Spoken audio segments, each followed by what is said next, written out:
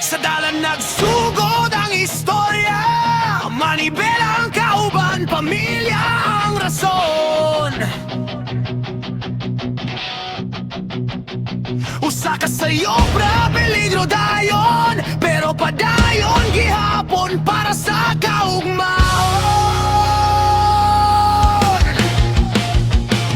Sa kadlawon pa lang, susi sa kamot, makinamudagan, huna-huna, puno irresponsibilidad. Jeep, bus, truck, tricycle, taxi, kada pasahero kinabuhi ang gisalig dire. Init sa adlaw, ulan sa gabi, traffic na makabuang, pasensya ginahanglan yun dire. Singgit sa konduktor, pusin na sa tanan, pero ang huna-huna luwas lang unta silang tanan. Dili lang manibela ang ginakupot, tapi lang kinabuhi sa matag pasahero. Sa mata sa Ginoo, klaro kaayo ang driver nga matinudan unog responsa. Ang mga drivers ayaw pagundan, ang dalan saksi sa inyong sakripisyo.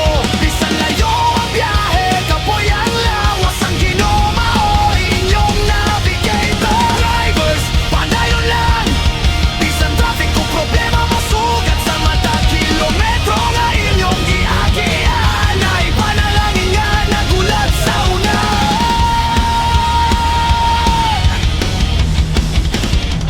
Reklamo sa pasahero, multa sa dalan, checkpoint, lubak, disgrasya, ginabantayan. Usahay gamay ang boundary, taas ang risko, pero para sa pamilya, sugot mo sa bisan nun sa yun ho.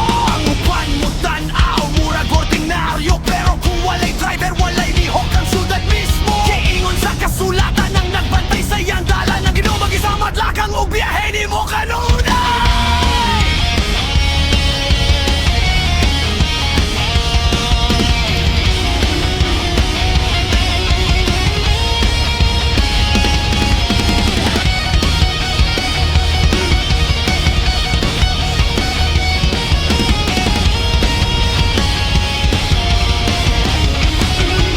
Kung kapoy na kayo ang mata, hunong kadyot, padangpo sa sulod sa sakyanan.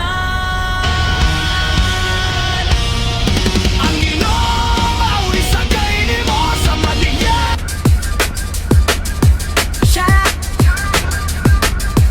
Shut up!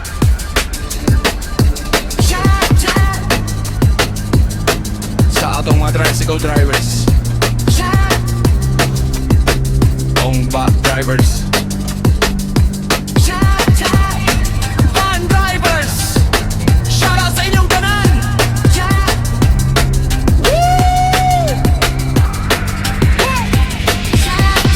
para sa mga drivers nga naadiri sa Kalilangan Bukidnon, kanunay tang magamping, maghinay-hinay sa pagpadagan para always to safety.